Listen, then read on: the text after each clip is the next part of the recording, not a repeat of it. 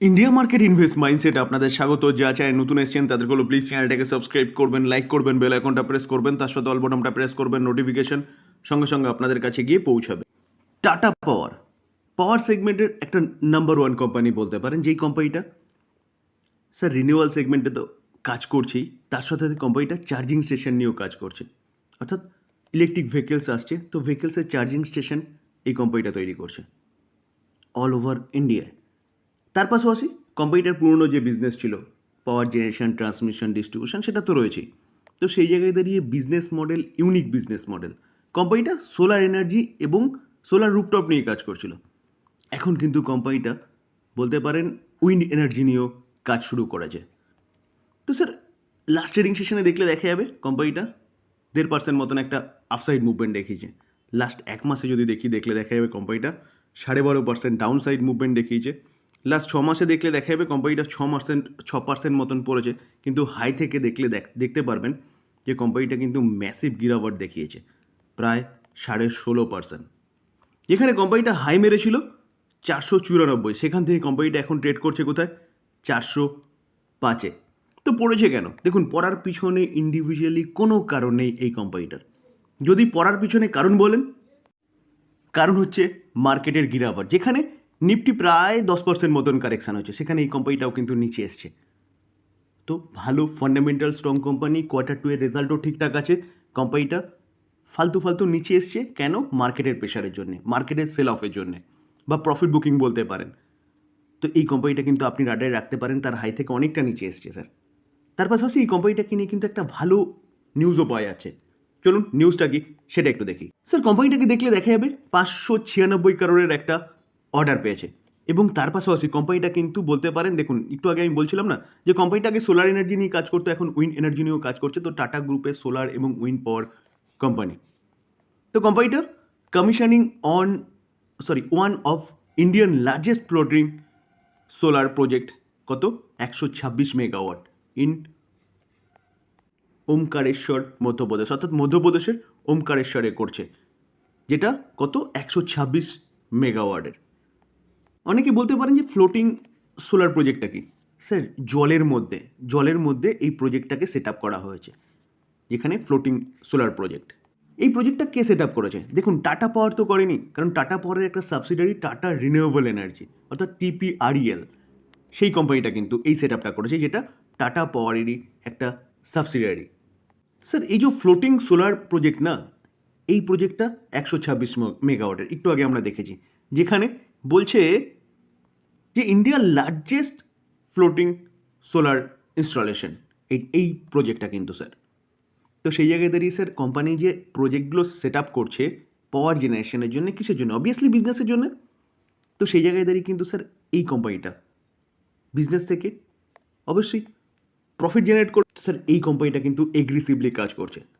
তো এই কোম্পানিটা এখান থেকে আরও ভালো মুভমেন্ট দেখাতে পারে, যেখানে যেখানে কোম্পানি কিন্তু আস্তে আস্তে টোটাল বিজনেসটা সেট আপ করতে চলেছে কোথায়? রিনিউয়েবল এনার্জিতে। যেখানে গভর্নমেন্টও কিন্তু লক্ষ্যমাত্রায় রেখেছে 2050-এর মধ্যে 50%, 2070-এর মধ্যে 100%, এবং 2030-এর মধ্যে 500 গিগাওয়াট। তো স্যার এই কোম্পানিটাও কিন্তু সেই অনুযায়ী কাজ করছে। তো এই কোম্পানিটা আপনি রাডারে রাখতে পারেন, যেখানে কোম্পানিটা কোনো কারণে নিচে আসার, টোটাল মার্কেটের প্রফিট বুকিং বলতে পারেন বা সেল অফ বলতে পারেন, তার জন্য নিচে এসছে। তো fundamental strong company, future oriented business করছে, এই কোম্পানিটা কিন্তু মাল্টিওয়েগার রিটার্ন বানিয়ে দেবে। তো এই কোম্পানিটা আপনি রাডারে রাখতে পারেন, যেখানে কোম্পানিকে নিয়ে কিন্তু ভালো নিউজও পাওয়া যাচ্ছে। মুথুট ফাইন্যান্স, ফাইন্যান্স জগতের একটা অন্যতম কোম্পানি, যে কোম্পানিটার মেন যদি বিজনেস বলেন, মেন বিজনেস কি? গোল্ড লোন প্রোভাইড করা। তো এই কোম্পানিটাও দেখলে দেখা যাবে, দেখুন চলছে কত? 1790-এ। তো লাস্ট 5 দিনে যদি দেখলে দেখা যাবে ফ্ল্যাট টাইপ পারফরমেন্স দেখিয়েছে। লাস্ট এক মাসে দেখলে দেখা যাবে কোম্পানিটা 8% মতন পড়েছে। লাস্ট 6 মাসে যদি দেখলে দেখা যাবে কোম্পানিটা 7% মতন পজিটিভ রয়েছে ঠিকই, কিন্তু হাই থেকে অনেকটা নিচে এসছে। দেখলে দেখা যাবে কোম্পানিটা হাই থেকে 13% মতন কিন্তু নিচে এসছে স্যার। তো স্যার এই কোম্পানিটা আমরা যদি লাস্ট এক বছরে দেখলে দেখা যাবে কোম্পানিটা 37% রিটার্ন দিয়েছে। রিটার্ন দেওয়ার পিছনে কারণ, স্যার কারণ হচ্ছে গোল্ডের দাম কন্টিনিউয়াসলি বাড়ছে। তো গোল্ডের দাম যত বাড়বে এই কোম্পানিটার বিজনেস তত বাড়বে। কীরকম? কারণ ধরুন আপনার কাছে 10 গ্রাম গোল্ড রয়েছে, তো এখন মোটামুটি 10 গ্রাম গোল্ডের দাম কত? অ্যাপ্রক্সিমেট ধরে রাখুন 70,000 টাকা। তো 1 বছর আগে তার দাম কম ছিল, সাপোজ সে 50,000 টাকা।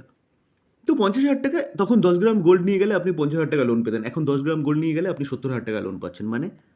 মানে কোম্পানিটার বিজনেস বাড়ছে। তো সেই জায়গায় দাঁড়িয়ে স্যার এই কোম্পানিটা কিন্তু তার জন্য এতটা ভালো মুভমেন্ট দেখিয়েছে। তো এখন নিচে এসছে কেন? নিচে আসার পিছনে ইন্ডিভিজুয়ালি কোনো কারণ নেই, মার্কেটের প্রেশার ছিল, তাই কোম্পানিটা নিচে এসছে। তো গতকাল কোম্পানির রেজাল্ট আউট হয়েছিল, তো চলুন রেজাল্টটা একটু কী করেছে সেটা দেখে নিই। স্যার সেপ্টেম্বর 24 এই কোয়ার্টার, জুন 24 আগের কোয়ার্টার এবং 1 বছর আগে সেপ্টেম্বর 23। তো দেখলে দেখাবে কোম্পানির রেভিনিউ কী করেছে, 3060, সেখান থেকে কোম্পানির রেভিনিউ 3704 আগের কোয়ার্টারে, এই কোয়ার্টারে 4117। তো ইয়ারলি কোয়ার্টারলি কিন্তু কোম্পানির রেভিনিউ বেড়েছে। আমরা যদি খরচা দেখি তাহলে 1 বছর আগে 1156, আগের কোয়ার্টারে 1351, এই কোয়ার্টারে 1550। তো ইনকাম বাড়ার সাথে সাথে কোম্পানির খরচাও কিন্তু ইয়ারলি কোয়ার্টারলি বেড়েছে। এবার আমরা কি দেখব? এবার আমরা দেখব অপারেটিং প্রফিট। তো অপারেটিং প্রফিট যদি দেখলে দেখা যাবে কোম্পানি 1 বছর আগে কী করেছে। 1 বছর আগে দেখলে দেখা যাবে কোম্পানি 1332, আগের কোয়ার্টারে 1504, এই কোয়ার্টারে 1715। তো কোম্পানির যে প্রফিট, সেই প্রফিট কিন্তু ইয়ারলি কোয়ার্টারলি বেড়েছে। স্যার একটা জিনিস গন্ডগোল হয়েছে, প্রথম যেটা দেখিয়েছি সেটা হচ্ছে ইন্টারেস্ট ইনকাম, তারপরে এক্সপেন্সেস, দুটোই বাদ যাবে কিন্তু ইনকাম থেকে। তো এবার আমরা কি দেখব? এবার হচ্ছে নেট প্রফিট দেখব, যেটা ট্যাক্স ও অ্যাডজাস্টমেন্টের পরে পাওয়া যায়। তো দেখলে দেখা যাবে কোম্পানি 1 বছর আগে কী করেছে, 991, আগের কোয়ার্টারে 1079, এই কোয়ার্টারে 1251। তো দেখলে দেখা যাচ্ছে কোম্পানি কিন্তু যথেষ্ট ভালো পারফরমেন্স করেছে ইয়ারলি এবং কোয়ার্টারলি। তারপর যদি আমরা এনপিএ দেখি, এনপিএ 1 বছর আগে কত ছিল, 4.01, আগের কোয়ার্টারে 3.98, এই কোয়ার্টারে 4.30। তো এনপিএ কিছুটা বেড়েছে।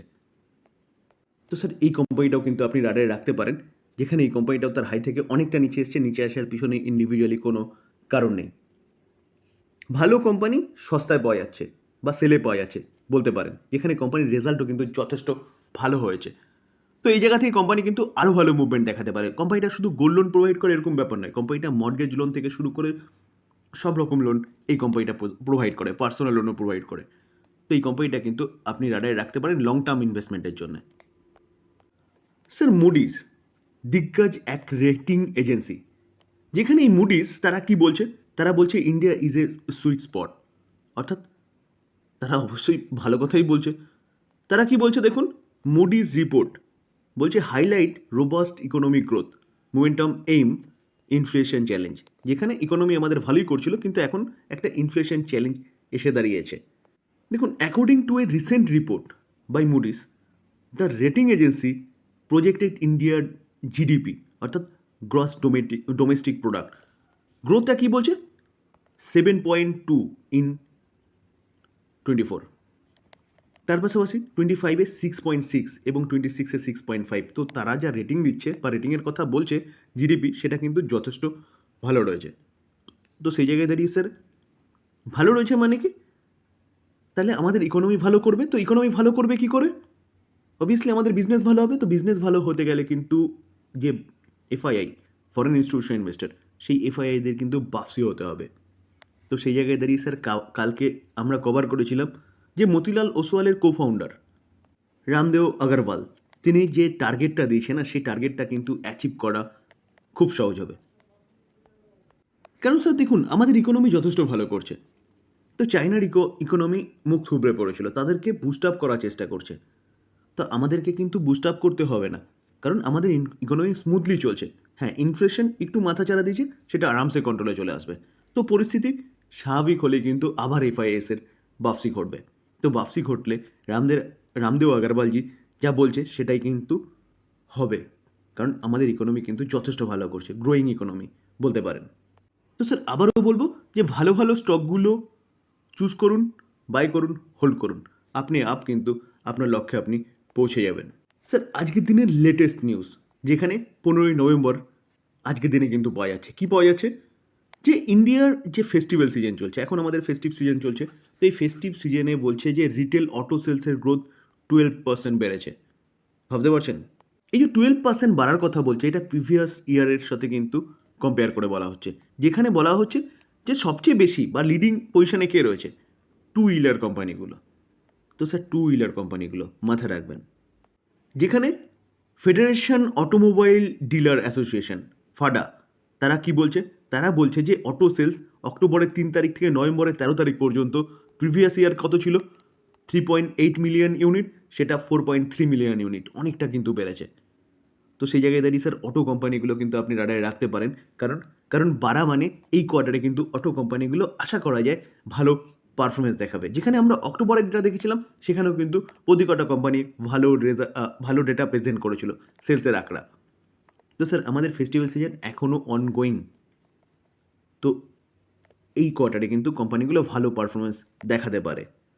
তো স্যার বাজাজ অটো এই কোম্পানিটা কিন্তু আপনি রাডারে রাখতে পারেন, যেখানে কোম্পানিটা লাস্ট ট্রেডিং সেশনে 0.57% একটা আপসাইড মুভমেন্ট দেখিয়েছে। তো এই কোম্পানি তার হাই থেকে কিন্তু অনেকটা নিচে চলছে। দেখুন হাই কত মেরেছিল? 12,774, সেখান থেকে কোম্পানি চলছে কত? 9,506, অনেকটা নিচে চলে। নিচে আসার পিছনে যদি কারণ বলেন, কারণ হচ্ছে কোম্পানিটার এই কোয়ার্টারের রেজাল্ট অতটা ভালো করেনি মার্কেট যে এক্সপেক্ট করছিল। তাই বলে কোম্পানি শেষ হয়ে গেছে? একদম নয়, কোম্পানি কিন্তু আবারও কামব্যাক করতে পারে। যেখানে এই কোম্পানিটার মেন হয়ে দাঁড়িয়েছিল কি একটা অ্যাডজাস্টমেন্ট, যার জন্য কোম্পানির প্রফিটটা অতটা ডাউনফল হয়েছিল। তো এই কোম্পানিটা আপনি রাডারে রাখতে পারেন। দেখুন 1 বছর দেখলে দেখা যাবে কোম্পানিটা এতটা নিচে পড়ার পরেও কিন্তু কোম্পানিটা 71% একটা ভালো মুভমেন্ট দেখিয়েছে, যেখানে 5 বছরে দেখলে দেখা যাবে কোম্পানিটা 195% মুভমেন্ট দেখিয়েছে। তো এই কোম্পানিটা কিন্তু আপনি রাডারে রাখতে পারেন। স্যার টু হুইলার সেগমেন্টে টিভিএস মোটরও কিন্তু আপনি রাডারে রাখতে পারেন, যেখানে এই কোম্পানির লাস্ট ট্রেডিং সেশনে প্রায় 1% মতন একটা মুভমেন্ট দেখিয়েছে। 1 বছরে দেখলে দেখা যাবে কোম্পানিটা 43% মুভমেন্ট দেখিয়েছে। এই কোম্পানিটাও কিন্তু মার্কেটের প্রেশারের জন্য নিচে এসছে। তো আমরা যদি এই কোম্পানিটারও 5 বছর রিটার্ন দেখি, দেখলে দেখা যাবে 432% রিটার্ন দিয়েছে। তো এই কোম্পানিটাও টু হুইলার সেগমেন্টে যথেষ্ট ভালো করছে, বিশেষ করে ইলেকট্রিক ভেহিকেল সেগমেন্টে। তো বাজাজ অটো এবং টিভিএস মোটর এই দুটো কোম্পানি কিন্তু আপনি রাডারে রাখতে পারেন টু হুইলার সেগমেন্টে। তবে ডিসক্লেমার দিয়ে রাখি, কোনো বাই রেকমেন্ডেশন নয়। নিউজ পাওয়া যাচ্ছে সেগুলো নিয়ে আলোচনা করলাম, টোটালি লার্নিং পারপাস। বাই করবেন, নিজে অ্যানালাইসিস করবেন, বা আপনি আপনার ফাইন্যান্সিয়াল অ্যাডভাইজারের সাথে কথা বলে নিয়ে তারপর বাই করবেন। আলোচনা এই পর্যন্তই। যদি ভালো লাগে, যা চ্যানেল নতুন এসেছেন তাদের প্লিজ চ্যানেলটাকে সাবস্ক্রাইব করবেন, লাইক করবেন, বেল আইকনটা প্রেস করবেন, তার সাথে অল বাটনটা প্রেস করবেন। নোটিফিকেশন সঙ্গে সঙ্গে আপনাদের কাছে গিয়ে পৌঁছবে। থ্যাংক ইউ, ভালো থাকবেন।